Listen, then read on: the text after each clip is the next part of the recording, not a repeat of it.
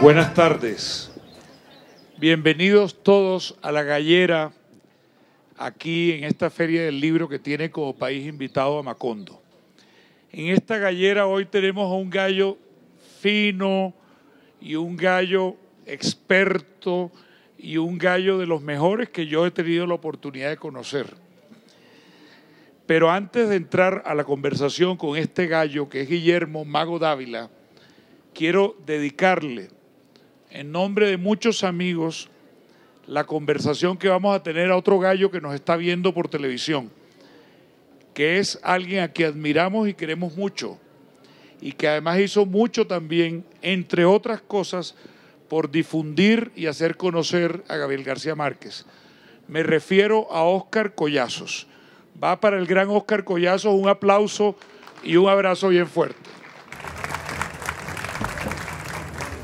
Dice así una frase de Gabriel García Márquez: desde que me inicié como reportero, con una terquedad enfermiza, he soñado con hacer un periódico. Y ya sabemos que Gabo tuvo ese proyecto en distintas etapas de su vida, más o menos avanzado. El momento en que más profundamente alcanzó a definir lo que quería e inclusive a constituir una sociedad para ese efecto, una sociedad promotora, fue cuando quiso hacer el diario El Otro entre 1982 y 1983. Ese tema de Gabriel García Márquez queriendo hacer su periódico es el tema que nos va a unir mañana nuevamente con el Mago Dávila y con Darío Arizmendi y Vlado en otra de las áreas de la Feria del Libro, para que a las 6:30 de la tarde hablemos de lo que era el periódico ideal de García Márquez. Pero no cabe duda para mí que de pronto una de las cosas que más pudo haber movido a Gabo fue la nostalgia de cuando él tuvo su propio periódico, cuando fue director a sus 22, 23 años de un periódico en Cartagena que duró muy poco, y fue director porque tenía un socio, porque tenía un amigo que es el señor que nos acompaña hoy, que fue el promotor, financiador e impulsador de ese periódico que se llamó Comprimido. Quiero leerles, antes de darle la palabra al Mago, el editorial de apertura que recoge la declaración de principios de Comprimido. Dijo así Gabo en ese primer editorial: Comprimido no es el periódico más pequeño del mundo, pero aspira a serlo con la misma laboriosa tenacidad con que otros aspiran a ser los más grandes. Nuestra filosofía consiste en aprovechar en beneficio propio las calamidades que se confabulan contra el periodismo moderno. La carestía del papel, la escasez de anuncios y de lectores favorecen nuestro progreso, puesto que nos colocan en la circunstancia de reducir cada vez más nuestras proporciones. Esta iniciativa, como los préstamos con interés, tiene el privilegio de prosperar a costa de su propia quiebra. Vamos a darle la palabra al que realmente conoce esa historia, al único que nos la puede contar de cabo a rabo, el que sabe todos los detalles. Y le voy a pedir a este señor, al que le dicen Mago, que nos despliegue las razones, los recuerdos, y que ante todo nos cuente por qué le dicen Mago y por qué García Márquez se asoció con un mago. Adelante, Guillermo Dávila Mago, bienvenido a La Gallera. Para todos, muy buenas noches. Hay dos cosas que solemos hacer los magos: traer el cubilete y de él sacar palomas, sacar conejos y crear una ilusión. Yo hoy, contraviniendo esa norma, esa premisa, he traído mis carpetas de donde sacaré recuerdos. Quiero que me vean muy bien. A medida que voy hablando me voy transformando, y esto es por arte de magia, y por eso hasta le voy a poner una vela a Gao, porque me voy transformando, voy rejuveneciendo, y ustedes van viendo que yo voy llegando a mi edad de 22 años y tengo parado frente a mí a Gabriel García Márquez, un hombre joven de 24 años. Tiemblo un poco, pero sé que me perdonan. Esa situación que se presenta entre Guillermo Dávila, el mago, y Gabriel García Márquez, todavía no genio, es hermosa. Yo asisto a esa fortaleza que va tomando el genio.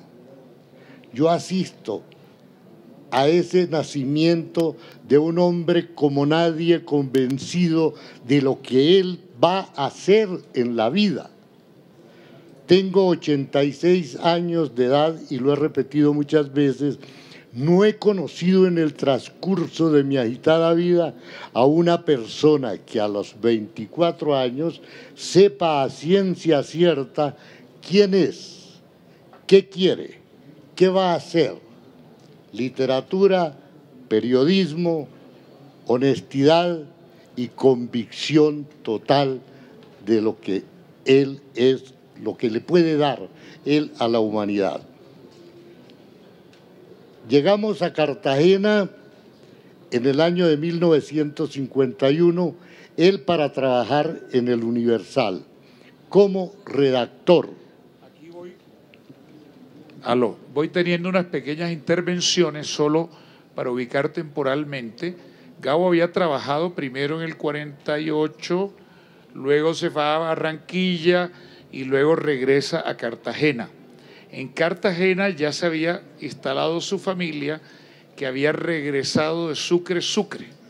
Y Gabo se la pasaba en esa época todavía entre el Heraldo y el Universal. Trabajaba en el Universal, que le estaban pagando mejor, y alcanzó a despachar unas cosas para el Heraldo, pero allí encuentra que hay un linotipista que se llama Guillermo Dávila, que es un joven de origen santandereano, pero que había vivido también por mucho tiempo en Cartagena. Cuéntanos, antes de seguir avanzando, ¿qué es un linotipista y cómo es eso que tú vivías en Cartagena?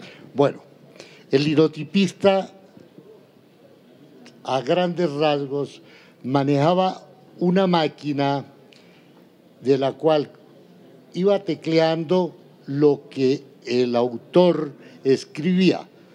Nosotros empezábamos a teclear, iban cayendo letras en un componedor, luego las despachábamos hacia un crisol que tenía plomo hirviente a unos 360 grados, un plomo que envenenaba a los hombres, que envenenaba a sus operarios, porque consistía en plombagina, antimonio y otras cosas. Y nosotros manejábamos ese plomo que iba saliendo con las ideas de los escritores, fuesen buenos o malos. Nosotros teníamos la virtud, los linotipistas, de transcribir las ideas a plomo. O sea, tú eras el obrero de los textos. Yo era el obrero de los textos. Entonces, ¿qué pasa con el linotipista? Gabriel García Márquez, en su Vivir para contarla, nos relata que eran hombres pragmáticos, dogmáticos, catedráticos y gramáticos, porque el linotipista debía tener conocimiento, por lo menos, de ortografía para poder realizar su labor con la limpieza que se requería. Porque si no, los textos llegarían mal compuestos a la imprenta. Exactamente, mal compuestos, y eso… Con errores. Con errores, que hoy en día, con mucha tristeza, vemos que hay periódicos en los cuales no se cuidan y vemos esos errores. Bueno, entonces ahí se va formando el linotipista escribiendo letra por letra. Nosotros no leemos, nosotros deletreamos con los dedos, en nuestros dedos vamos deletreando la idea de cada escritor, de cada hombre. Y les digo hay que anotar que es un oficio extinguido. Así. Ya no existen más linotipistas. Ya no. Sin embargo, tú eres presidente de la Asociación Colombiana de Linotipistas. Sí. Aquí hago un paréntesis para contarles que este hombre representa un oficio que se acabó.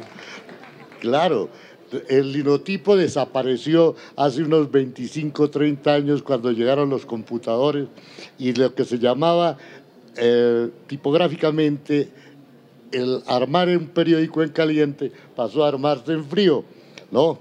Entonces, pero el linotipista, la asociación a la cual yo pertenezco es la más antigua del país, se fundó en 1923 y hoy en día subsistimos de unos 1.300 que hubo en su momento de bonanza, quedamos unos 32. Aquí vale la pena que les cuente que nos reunimos mensualmente. Bueno, pero maravilloso. Entonces, el linotipista es amigo del periodista. Sí, no solamente amigo, el linotipista es compañero de esa andanza por las ideas del hombre. Claro. ¿No? En determinado momento, si ve que hay una cosa mal escrita, si hay una palabra que falta, el linotipista la pone, ¿no? Correcto. Y entonces eso hace que el linotipista vaya sufriendo, vaya teniendo una empatía con el escritor. Entonces esa empatía es la que surge entre Gabriel García Márquez y yo al estar los dos en una edad juvenil. Estamos en 1951. 51. Pero perdóname, Jaime, les termino el cuento. Los linotipistas hoy en día hacemos quórum con 16. Son citados para las 10 de la mañana. Entonces, a las 11 de la mañana, el presidente Luis Carlos Adames dice, secretario, hay quórum. Y entonces, 1, 2, 3, no, falta uno. Se asoma por la ventana y dice, allá viene el compañerito tal, va con su bastón, ¿no? Llegando. Y así nos reunimos 16 ancianos, hacemos el quórum, hacemos la reunión, estamos construyendo un edificio y óigase bien, tenemos unas ilusiones increíbles, soñamos. Bueno. Pero ya tú soñabas en 1951. ¿De quién es el primer sueño de tener un periódico propio y cómo es que se produce ese momento, ese clic? Bueno, entonces ya saben quiénes somos los linotipistas. El secretario, cuando hace falta quórum, dice, y el compañerito fulano de tal se está recuperando de su cáncer. Bueno, entonces, el cuento ahora viene García Márquez. Aquí les voy a relatar qué pasa entre García Márquez y yo cuando terminamos nuestra jornada diaria en las tardes. En las tardes, en las calles de San Juan de Dios en Cartagena, que es por donde está la iglesia de San Pedro Claver, ahí quedaba la vieja casona, la inmensa casona donde funcionaba el Universal. Claro. Que era un periódico que tenía 3 años de existencia. Exactamente. Domingo López Cauriaza, un señor patricio, liberal, un hombre elegante, hermano del Tuerto López. Claro. Un buen hombre. Un buen hombre, ¿no? Okay. En este país, perdónenme que dentro de la gente que uno ha conocido como linotipista, yo para mí tengo 2 caballeros de la prensa, directores. Por una parte, Domingo López Escaurias en Cartagena y por otra parte, Alfonso Galvis en Santander, en ¿Alejandro Vanguardia. o Alfonso? Alejandro Galvis. Alejandro, perdón, sí. Alejandro Galvis en Vanguardia Liberal. Bueno, entonces por las tardes salimos a recibir el viento, a refrescarnos. Antes de volver a la jornada, porque tenían... Sí, claro, la jornada hasta por la noche. Hasta por la noche. Salen ¿y a dónde van? ¿Por ahí? ¿A tomarse un café? ¿O por una parte salimos ahí a conversar, no más que a conversar, a desperezarse uno de esa modorra y ese calor que había, porque entonces tampoco era que hubiese mucho aire acondicionado, claro. ¿No? Todo era, el aire era proporcionado por la madre natura y pare, ¿no? Si no entraba viento, a sudar. Entonces nos parábamos ahí a hablar, a fumar un cigarrillo, y él me decía, Mago, ¿tú sí crees que a mí me llegue el premio por la hojarasca? Ya había escrito la hojarasca y la había mandado al concurso. Y la había mandado a concurso a Buenos Aires. Y él estaba ilusionado con su premio. Si se iba a ganar el premio. Todos los días salíamos, era ya como un ritual salir a la puerta a mirar si venía el cartero, ¿no? Si llegaba con esa noticia. Pero no llegaba. Entonces mis artes adivinatorias en ese momento no eran muy avanzadas. O sea, que él lo que hacía era que él pensaba que por ser tu mago, sí, claro, de pronto tú le podías pronosticar el futuro. Claro. Eso es importante. Claro, él me decía mago. Ahora, ¿por qué te decían mago? Bueno, aquí viene una historia. Sí. Yo desde pequeño admiré a Richardini, a Ceccarelli, a no sé quién, sí sé cuándo. Entonces me empecé a interesar por la prestigitación como primera medida, pero al notar que mis manos no eran muy grandes para la manipulación, guardar y esconder los dados en la mano, entonces me dediqué por lo que se llamó el mentalismo, y se llama el mentalismo. Y entonces empezar a adivinarle a la gente. Entonces empecé a estudiar hipnotismo, fascinación, mesmerismo, bueno, todas esas cosas, con un éxito embrujador, increíble. Sí, claro. No, porque... Pero todo eso fue antes de volverte linotipista. No, ya era linotipista. Ya era linotipista, sí. Pero antes de llegar a Cartagena, al Universal, ya tú habías estudiado tus artes de mago. Claro, claro. Lo que se llama ciencias ocultas. Ciencias ocultas. Ajá. Eso, yo inclusive me busqué un nombre bien impactante, ¿no? Para mis artes mágicas. Se llamaba Alibat, el ¿Cómo? Profesor Alibat. Alibat, sí, ese eras tú. Que es Dávila al revés. ¿No? Alibat. Tenemos al profesor Alibat aquí con nosotros. Muy bien. Entonces, el profesor Alibat, yo tuve programas de radio con Alibat. Casé muchas parejas inclusive.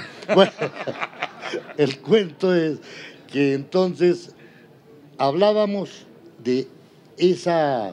De la magia. De la magia. Con Gavito. Con Gavito. Eso le interesaba a él. Claro, a él le interesaba la magia, pero viene la parte más hermosa en este cuento, y es que él habla de su literatura, yo hablo de magia, pero también hay una cosa que nos une, hablamos de brujería. Ajá. Cuando empezamos a hablar de todo aquello de la princesa de la sierpe, cuando empezamos a hablar del muerto alegre, cuando empezamos a hablar de la Llorona, y así sucesivamente de todos esos encantamientos, sobre todo hay en las sabanas de Bolívar, por ejemplo, el curandero para las mordeduras de culebra. Claro. Entonces manda... Cosa que él conocía muy bien porque había vivido en Sucre. En Sucre. Y porque su padre practicó de la medicina. Claro. Y entonces a un ciudadano lo mordía la culebra. Iban en busca del culebrero, no aparecía, no podía ir, tenía otros mordidos más urgentes. Entonces, ¿qué hacía el curandero? Se quitaba la barca, se la entregaba a un mensajero, y ese mensajero volaba y llegaba donde estaba el enfermo, el mordido de serpiente, y se la ponía en la cabecera. Y ustedes no lo van a creer, pero el hombre se sanaba. Todo es posible, querido mago. Claro, todo. Y entonces, ¿se pueden ustedes imaginar dos hombres interesados en la brujería, en esas En los cosas? cuentos. Claro. Sí, claro. Claro, ¿no? Y en la cuestión esotérica. Entonces, eso nos movía, nos aunaba tanto que entonces aquí viene una parte, la parte social, llamémosla así. Nosotros por las noches nos íbamos a comer a la cueva en Pero, Cartagena. correcto. Pero entonces, lo primero, esta era la salida de la tarde para conversar. Luego había que volver al periódico para cerrarlo. Claro, para terminar las noticias. ¿Y a qué hora terminabas tú del trabajo de impresión y de toda esta cosa? Mi jornada como linotipista terminaba a las 8 de la noche. Ajá, y Ya. Gabo también terminaba Y tipo él 8. también, ya a esa hora él estaba. Y de ahí se iban al mercado de Cartagena, Exacto. a un sitio que se llamaba La Cueva. Cuéntanos de La Cueva. Bueno, la cueva, el lugar más típico de Cartagena y más hermoso, no solamente por los olores y sabores y la gastronomía. Ese era el mercado, ¿no? El mercado. Donde está hoy el centro de convenciones junto a la bahía. Exactamente. Entonces, ahí ponían unos mesones con unas vitrinas en las cuales tú encontrabas guartinajo, iguana, tortuga, la sopa de tortuga que si te tomabas un poquitico ya de una vez quedabas privado, ¿no? Claro. De tanto alimento. Bueno, pero nos encantaba a él como escritor, a mí como observador, no solamente la comida, sino que ahí solían reunirse los gaiteros de San Jacinto. Entonces ya pueden ustedes entender cómo es eso de un grupo de gaiteros aquí, claro, otro grupo allá, la gaita y la gaita macho. 50, 80, 100 personas entre los mesones. ¿Y cómo se llamaba el que atendía en la cueva?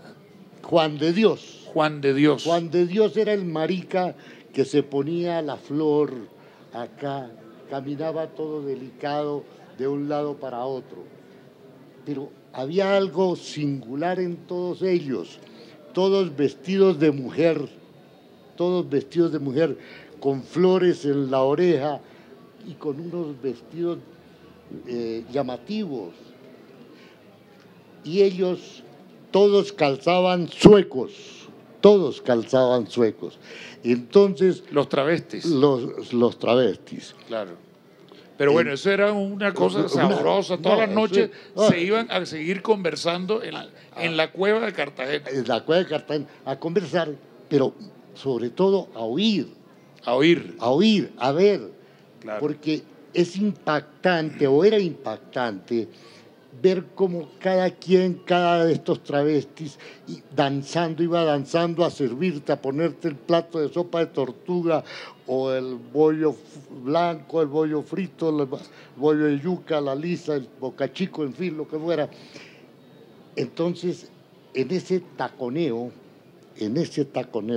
llevaban el ritmo de la gaita. Oh. ¿Se imaginan ustedes eso? Entonces, eso distraía, lo transformaba y lo llevaba a uno a cualquier otro mundo, ¿no? Ya después salíamos y volvíamos a la realidad, que la realidad estaba en el Universal, en donde estamos en 1951, septiembre. Había primero de todo, era un gobierno complicado, el gobierno de Laureano, ¿verdad? Claro. Todavía había toque de queda en ese momento. Claro, no tanto el toque de queda, sino hablando de los periódicos. Censura. La censura. Claro, había censura. Yo les voy así a grosso modo. Y en Cartagena estaba el Universal, estaba el Diario de la Costa. El Diario de la Costa. Y había un periódico vespertino que se llamaba El Fígaro. Y de pronto cerraron El Fígaro. ¿Y qué pasó? Y El Fígaro, les digo ahora lo que pasa con el cielo. Quiero ponerlos un poco en ambiente en Cartagena. Okay. En Cartagena está adormecida. Cartagena en ese momento piensa únicamente en el béisbol que se va a inaugurar el 11 de noviembre. Ajá. Piensa en las reinas de belleza, la señorita Antioquia me acuerdo mucho, una de ellas se puso un vestido que valía 2.347 pesos. Ese era el costo del vestido y eso lo veían como un escándalo. Un escándalo. La señorita Antioquia concedió unas declaraciones al estilo de las que se conceden ahora, hace 64 años. Entonces, ¿qué pasaba? O sea, era una sociedad como el Tuerto López la definía. Claro. Esa era una cosa. Y entonces ustedes tenían ganas de sacudirlo, ¿verdad? Claro. Porque además tú tenías tu lado político. Tu padre fue sindicalista. Sí, claro. Mi padre era, cuando yo tenía 7 años, yo veía a mi padre ir a sacar el yatagán de debajo de la cama para ir a defender la política bolchevique desde entonces. Y le estoy hablando del año de 1930, ¿no? Entonces, pero yo por ahí, por ese lado no caminaba. Bueno, el cuento es Pero no importa, pero igual te habías criado leyendo, sí, claro, con una persona de espíritu crítico. Claro. Pues, bueno, ahora vemos que se acaba el Fígaro. Entonces… Se acaba el periódico vespertino. El periódico vespertino.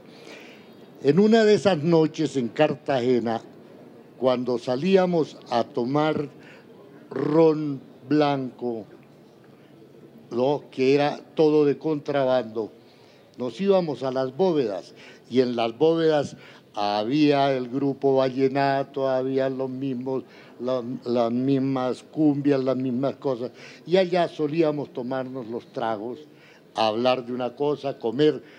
Aquí viene un cuento que no es cuento. Entre quienes nos acompañaban había un morocho que tenía una nariz así de grande, ¿no?, de lado a lado, y el hombre comía a boca chico y sacaba las espinas por las fosas nasales.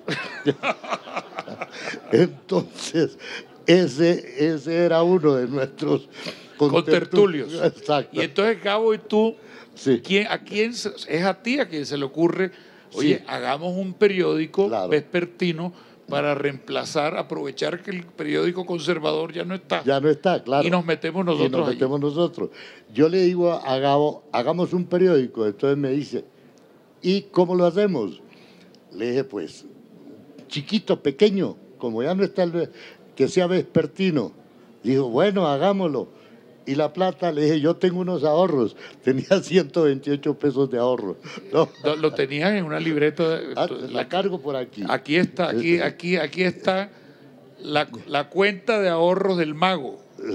Ajá, sigue contando. Entonces, yo le digo, tengo 128 pesos, vamos a gastarlos.